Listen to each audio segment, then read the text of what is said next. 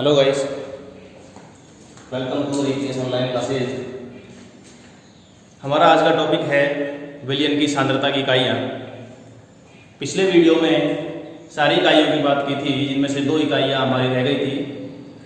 हमने द्रव्यमान प्रतिशत, आयतन प्रतिशत, द्रव्यमान आयतन प्रतिशत, मोलरता, मोलकता और नॉर्मलता, इस तरह से इन 6 इकाइयों को पढ़ा था, इनके बारे में समझा था। मोलभिन और पीपीएम, पार्ट्स पर मिलियन, ये 2 इकाइयाँ हमारी रह गई थी, इनकी चर्चा हम इस वीडियो में करेंगे। देखिए, हमारी अगली इकाई है 7वां नंबर है मोल अंश। मोल अंश को मोलभिन भी कहते हैं, मोल प्रभाग भी कहते हैं,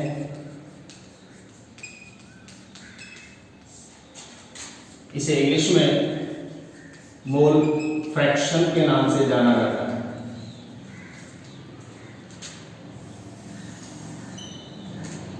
मोल भिन्न, भिन्न के नाम से ही हमको पता चलता है कि यह किसी भी एक अवयव के मोलों की संख्या के बारे में बात कर रहा है। जैसे इसको समझने के लिए हम उदाहरण लेते हैं, इसका एग्जाम्पल लेते हैं। मान लीजिए विलियन में ए और बी कोई भी 2 अवयव उपस्थित हैं, तो ए और बी में के मोलों की संख्या की बात की जाए तो इसके मोलों की संख्या, ए के मोलों की संख्या होगी Na और बी के मोलों की संख्या होगी Nb।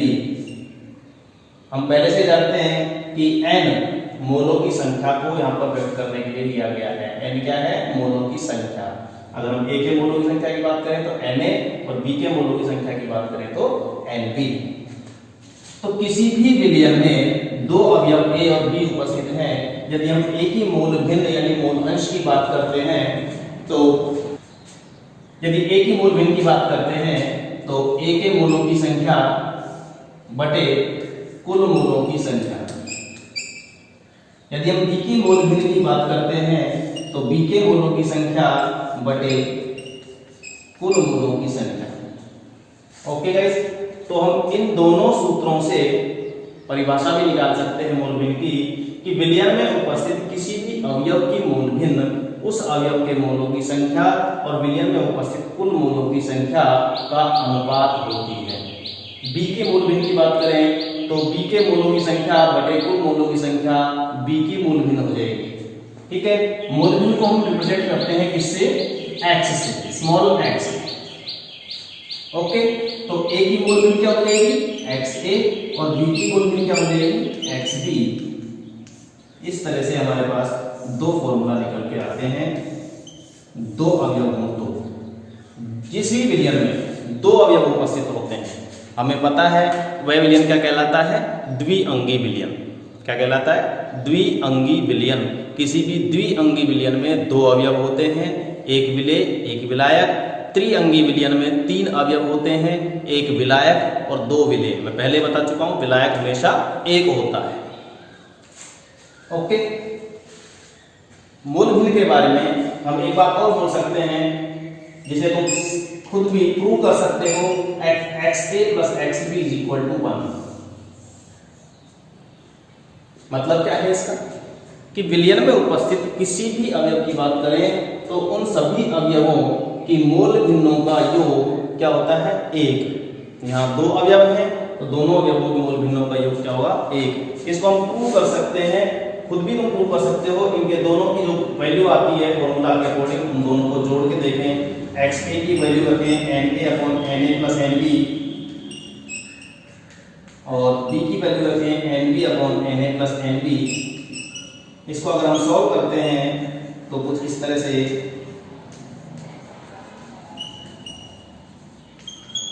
सॉल्व करने के बाद हमारा आंसर आता है 1।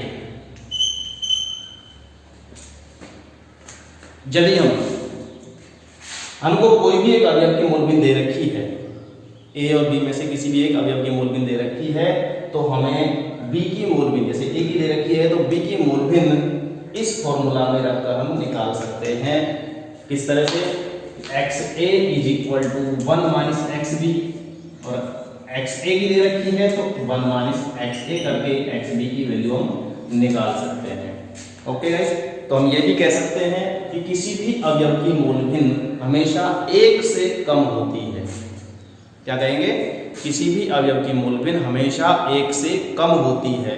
यदि हम किसी एक शुद्ध अवयव की बात करें, जैसे हम जल, विलयन नहीं बना रहे हैं, केवल एक विलायक की बात करें शुद्ध जल की, तो उस जल के अंदर जल की मोल भिन्न कितनी है? 1 होगी, क्योंकि उसके अंदर दूसरा अवयव नहीं है। यदि हम किसी भी दूसरे अवयव की बात करें, शुद्ध अल्कोहल की बात करें, तो शुद्ध अल्कोहल के अंदर उसकी मोल भिन्न कितनी होगी? 1 होगी।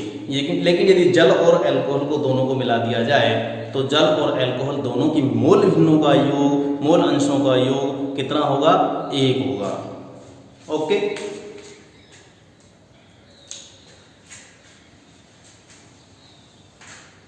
अगली हमारी इकाई है ppm। ppm का मतलब पार्ट्स पर मिलियन।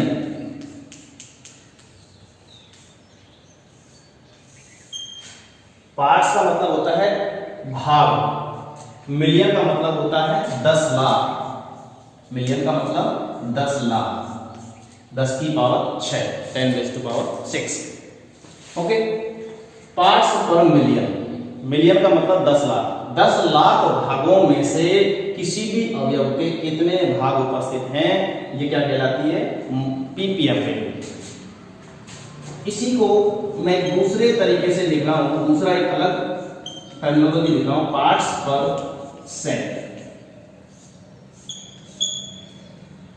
परसेंट, देखिए परसेंट हम पहले पढ़ चुके हैं, द्रव्यमान परसेंट, द्रव्यमान प्रतिशत, आयतन प्रतिशत, द्रव्यमान आयतन प्रतिशत, 3 प्रकार के परसेंट हम पढ़ चुके हैं।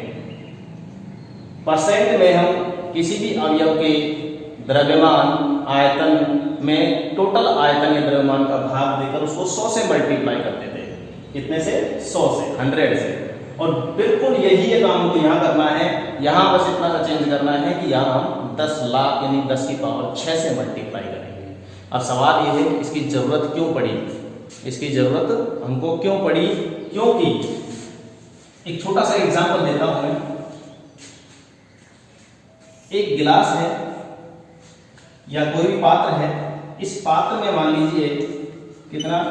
250 ml विलयन है। कितना? 250 ml विलयन है। इस विलयन में 5 ग्राम विलेय घुला हुआ है, तो इसका हम परसेंटेज निकाल सकते हैं। लेकिन यदि एक टैंक है बड़ा, इस टैंक में 10,000 लीटर पानी है, लीटर जल है, और इसमें यदि हम इसी 5 ग्राम विलेय को मिलाते हैं तो इसका एक बार परसेंटेज निकाल के देखिए। इसमें से परसेंटेज निकालिए और इसमें से परसेंटेज निकालिए, दोनों में आपको फर्क मालूम पड़ जाएगा। इसका परसेंटेज गिनने योग्य मात्रा में आता है, लिखने योग्य मात्रा में आता है, जबकि इसका 0.000 समथिंग कुछ इस तरह से आता है। कहने का मतलब नगण्य मान आता है निकल के परसेंटेज में। तो यदि हम कह दें कि भाई विलयन के अंदर यदि विलेय की मात्रा बहुत बहुत कम हो, उस समय हम परसेंटेज के स्थान पर ppm यानी पार्ट्स पर मिलियन का उपयोग करेंगे।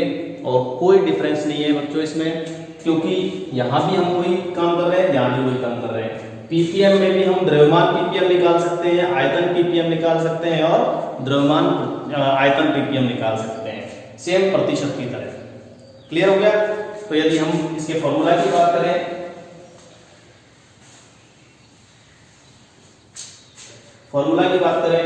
तो देखिए ppm क्या हो गया। यदि हम विलेय की बात कर रहे हैं तो विलेय के भार भागों की संख्या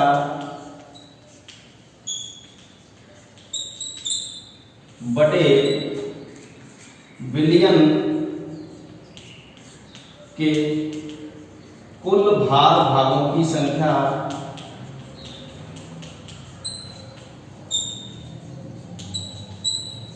इनटू, अब देखिए इनटू अगर मैं 100 करता हूं तो ये कहलाएगा द्रव्यमान प्रतिशत।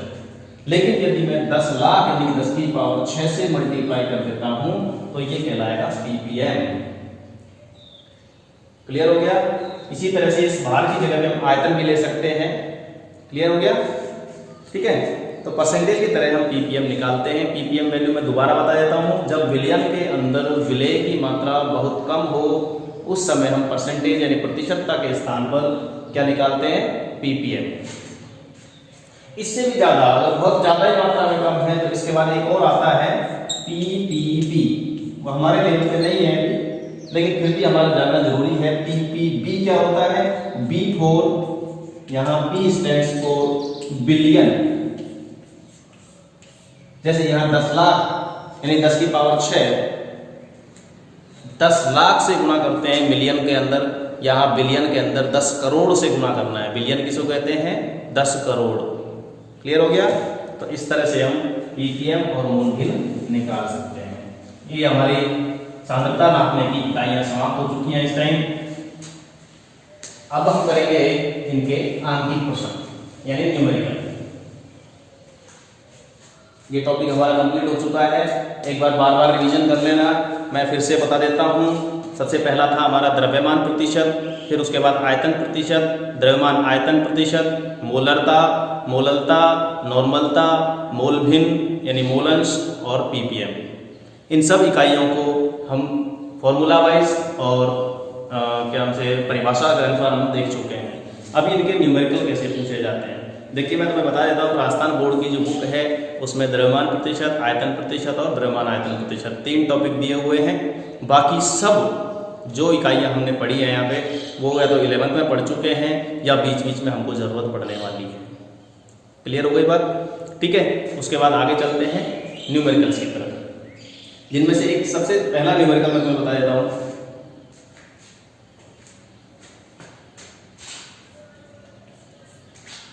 मोलरता व नॉर्मलता में संबंध।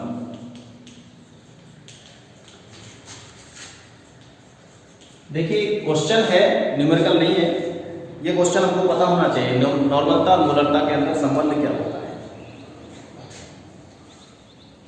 देखिए हमको पता है m is equal to n विलेय अपॉन v, और n इज इक्वल टू यानी नॉर्मलता क्या होती है, normality gram equivalent upon v, यानी कॉमन क्या है दोनों में, v। अब हमको सिर्फ संबंध निकालना है मोलों की संख्या ग्राम में। मैं इसको लिख देता हूं यहाँ पे, भार बटे अणुभार अपॉन बी, और n इज इक्वल टू क्या है, भार बटे तुल्यांकी भार अपॉन बी। यानी फिर से एक चीज कॉमन आ गई हमारे पास, भार, अणुभार और तुल्यांकी भार में संबंध देखना है हमको। तो भार बटे अणुभार इंटू v, और n इज इक्वल टू भार बटे अणुभार इंटू v। अणुभार में भाग देते हैं हम x का, वो x ऊपर चला जाता है इस तरह से। क्लियर। ये देखिए इसकी जगह पे हम क्या लिख सकते हैं, भार बटे अणुभार इंटू v। मोलरता लिख सकते हैं। देखिए तो n इज इक्वल टू भार बटे अणुभार इंटू v, यानी कि क्या हो गई, मोलरता into x। x factor, x कारक जो है मैं पहले बता चुका हूँ। x क्या है यहाँ पर, संयोजकता, ऑक्सीकरण अवस्था, अम्लीयता, क्षारीयता, त्यागे गए या ग्रहण किए गए इलेक्ट्रॉनों की संख्या। क्लियर। तो हम लिख सकते हैं नॉर्मलता बराबर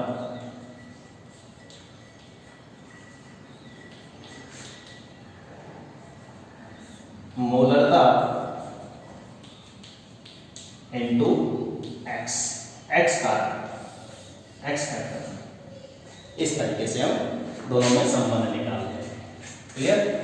जैसे एक छोटा सा क्वेश्चन देखते हैं हम, न्यूमेरिकल से इस संबंध को हम प्रूफ करके देखते हैं कि हमारा ये संबंध सही है या गलत है। ठीक है, तो एक छोटा सा क्वेश्चन है कि 49 ग्राम H2SO4 की मोलरता व नॉर्मलता ज्ञात कीजिए। ये हमारा क्वेश्चन है। इसको मैं यहां पे लिख देता हूं n = m × x। चेक करते हैं हमारा ये फॉर्मूला सही है या गलत है, एक संबंध जो निकल के आया है सही है या गलत है। देखिए, दो बार कर देता हूं। m = देखो हम उस तरीके से करते हैं जैसे मैंने तुम्हें बताया था कि दिया गया है। क्या क्या दिया गया है हमको यहाँ पे? देखिए, विलेय का भार, H2SO4 का भार कितना दिया है? 49। सेम यहाँ पर लिख देंगे H2SO4 का भार बराबर 49 ग्राम। तो NH2SO4 क्या हो जाएगा? मोलों की संख्या क्या हो जाएगी? 49, यानी भार बटे अणुभार। भार बटे अणुभार। अणुभार कितना होता है H2SO4 का? हम निकाल के देखें तो 98 निकल के आता है। देखिए, H2SO4 दो हाइड्रोजन है तो इनका हो गया 2, सल्फर का हो गया कितना? 32 और ऑक्सीजन का होता है 16। 4 ऑक्सीजन है, 16 चौके 64। टोटल कितना आता है? 98। ठीक है, तो ये आता है 0.5 मोल। क्लियर? अब हम निकालेंगे यहां H2SO4 का तुल्यांकीय भार। हमको यहां तुल्यांकीय भार जरूरत पड़ती है। तुल्यांकीय भार कितना होता है इसका? भार बटे अणुभार बटे x। अणुभार कितना है? 98। और अगर हम इसके x फैक्टर की बात करें तो देखिए कितने H+ आयन दान कर सकता है, यानी इसकी क्षारकता कितनी है? 2 H+ आयन ये प्रदान कर सकता है। तो इसका तुल्यांकीय भार कितना है? 49। क्लियर? तो इसके ग्राम तुल्यांक कितने हो जाएंगे? ग्राम इक्विवेलेंट कितने हो जाएंगे? भार बटे अणुभार करते हैं मोलों के लिए, भार बटे तुल्यांकीय भार करेंगे ग्राम तुल्यांक के लिए। तो भार कितना दे रखा है वो क्वेश्चन में? 49। वेट कितना दे रखा है? 49। और इक्विवेलेंट वेट कितना है इसका? 49, यानी कि कितना आ गया? 1। अब हम फॉर्मूला लगा देते हैं। मोलरता क्या होती है? n विलेय अपॉन v।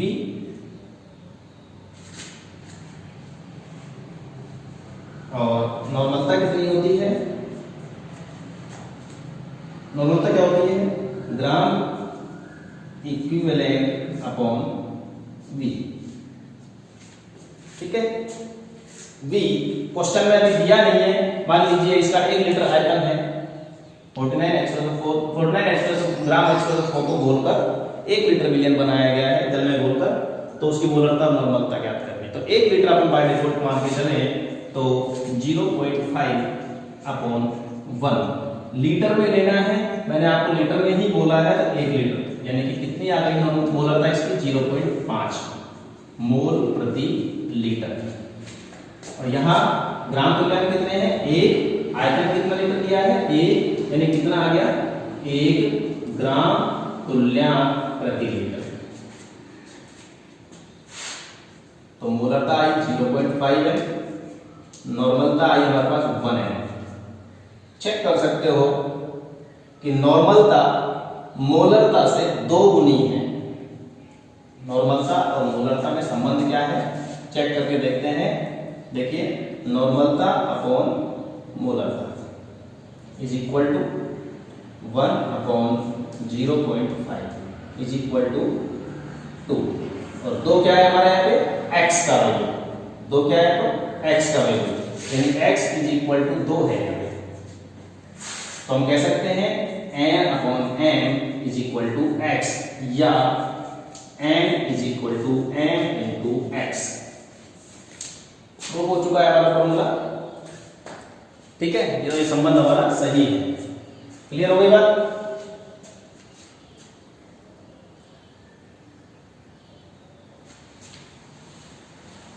अगला एक क्वेश्चन होता है मोलरता पर ताप का प्रभाव। मोलरता पर ताप का प्रभाव। देखिए मोलरता क्या होती है? N/V। V यानी वॉल्यूम। हमको पता है ताप को परिवर्तित करने से आयतन बदलता है। ताप बदलने से, टेम्परेचर घटाने या बढ़ाने से, कम या ज्यादा करने से आयतन बदलता है, आयतन पे फर्क पड़ता है। यदि हम ताप बढ़ाएंगे विलयन का तो आयतन बढ़ता है, ताप घटाएंगे तो आयतन घटता है। क्लियर? एक क्वेश्चन पूछता हूं बीच में, ऐसा कौन सा टेम्परेचर है जिस पर जल का आयतन सर्वाधिक होता है? सॉरी, सबसे कम होता है। सबसे कम आयतन किस टेम्परेचर पर होता है? हमें लग रहा होगा घटाते गए 0 डिग्री सेंटीग्रेड पर आयतन सबसे कम हो जाएगा। कमेंट बॉक्स में जरूर बताएंगे कि किस टेम्परेचर पर आयतन सबसे कम होगा जल का। देखिए आयतन बदलता है ताप बदलने से। ताप बढ़ाएंगे आयतन बढ़ेगा तो मोलरता कम होगी। क्लियर हो गया? ठीक है। यदि हम मोलरता की बात करते हैं, ये तो हमारा क्वेश्चन हो गया, क्वेश्चन का आंसर मिल गया कि ताप बढ़ाने से मोलरता घटेगी। ठीक है, तो मोलरता की बात करते हैं तो मोलरता क्या है? विलेय के मोलों की संख्या अपॉन विलायक का द्रव्यमान। बताइए, ताप बढ़ाने से न तो मोल बदलते हैं न ही द्रव्यमान बदलता है। ताप से न द्रव्यमान परिवर्तित होता है न मोल परिवर्तित होते हैं, तो हम कह सकते हैं कि ताप का प्रभाव मोलकता पर नहीं पड़ता है, मोलकता अपरिवर्तित रहती है। इसी तरह से यदि नॉर्मलता की बात करें तो ग्राम तुल्यांक अपॉन आयतन, विलयन का आयतन। तो देखिए यहाँ भी आयतन आ रहा है, तो हम कह सकते हैं कि ताप का प्रभाव मोलरता नॉर्मलता पर भी पड़ता है। ठीक है, तो मोलरता और नॉर्मलता दोनों ताप से प्रभावित रहती है बजाय मोलरता के। मोलरता अप्रभावित रहती है ताप से। क्लियर हो गई बात? आगे चलते हैं। अगले टॉपिक पे चलने से पहले मैं आपको बता दूं कि बुक में कुछ न्यूमेरिकल्स दे रखे हैं, उन न्यूमेरिकल्स को हम सॉल्व कर लेते हैं। एक क्वेश्चन है बुक का,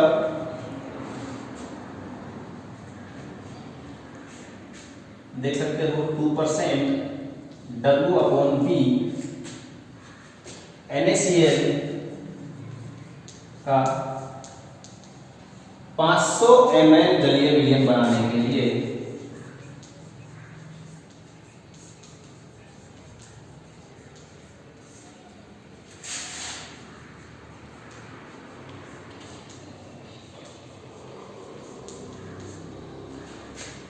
कितने ग्राम NaCl की जरूरत पड़ेगी? कितने ग्राम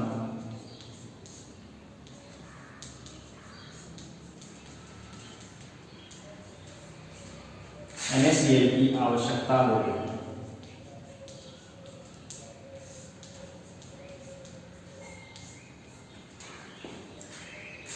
चेक करके देखिए, मैं 1 मिनट का टाइम दे रहा हूं बीच में।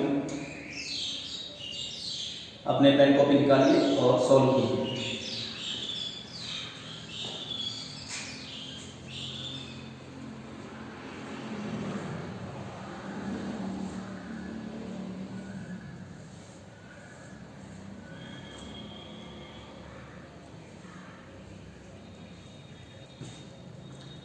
जो भी आंसर आए कमेंट बॉक्स में जरूर लिखना है। ठीक है, मैं इसको सॉल्व करवा देता हूं।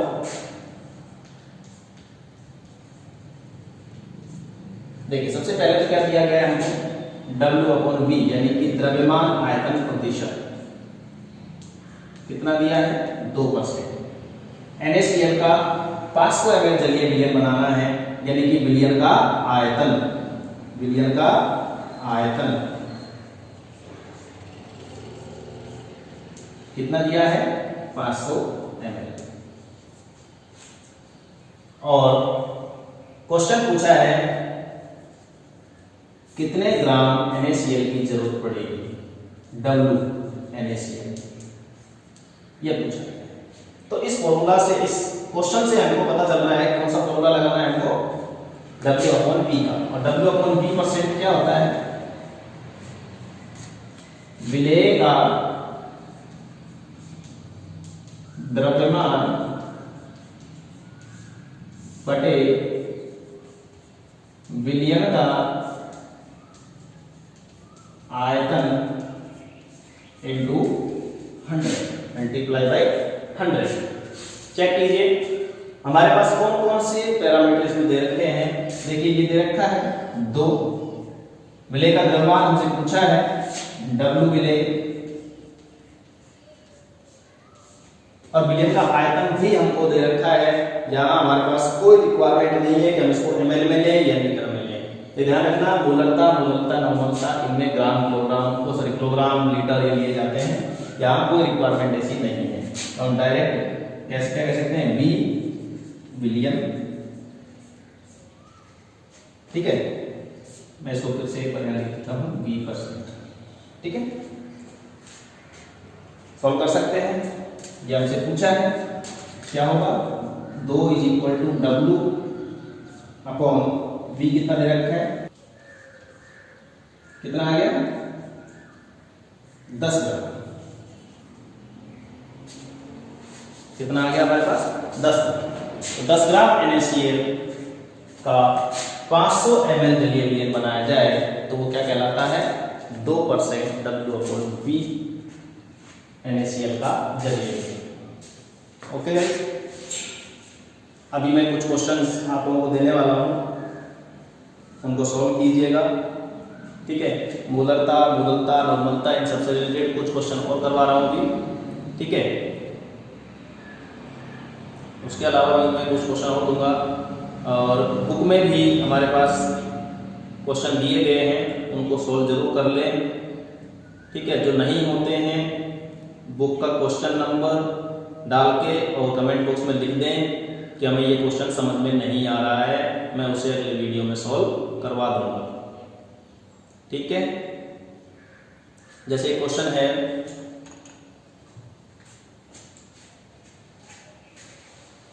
क्वेश्चन क्या है, 500 ग्राम जल में 4 ग्राम NaOH मिला है, विलयन की मोलरता क्या होगी, विलयन की मोलरता पूछिए आपसे।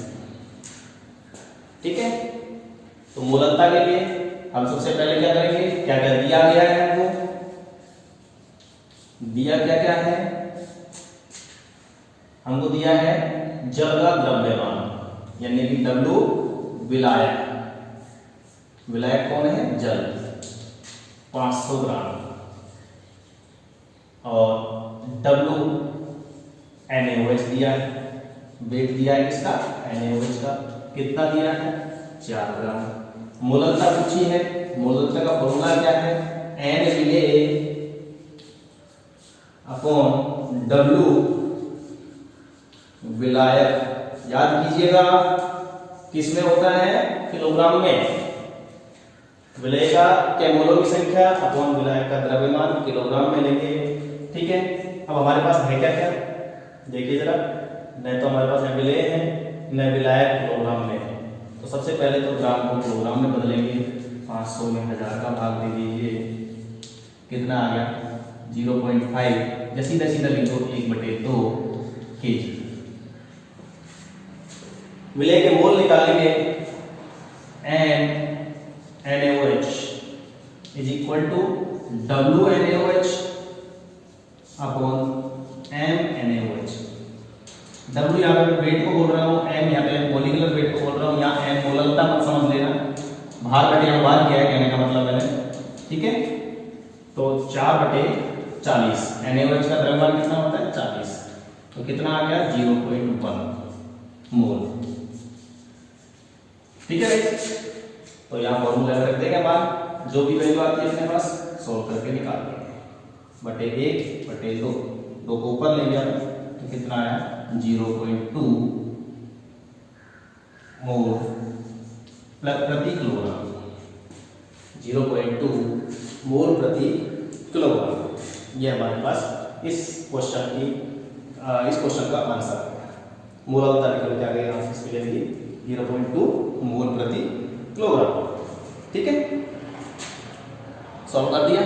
इसके बाद और भी कई क्वेश्चन दे रखे हैं तो उनको हम कर लेंगे। जो नहीं होता है एक बार पूछ लेना।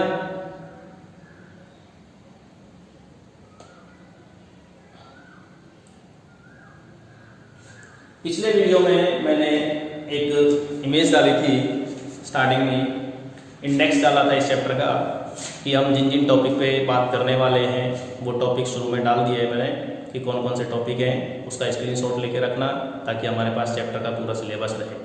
ठीक है, आज हमारा काम इतना है कि हमें सबसे पहले ये देखना है कौन कौन से टॉपिक हो चुके हैं, अगला टॉपिक क्या है। अगले टॉपिक को पहले से ही देख के तैयार रखा करो कि अगला टॉपिक हमारा कौन सा होने वाला है।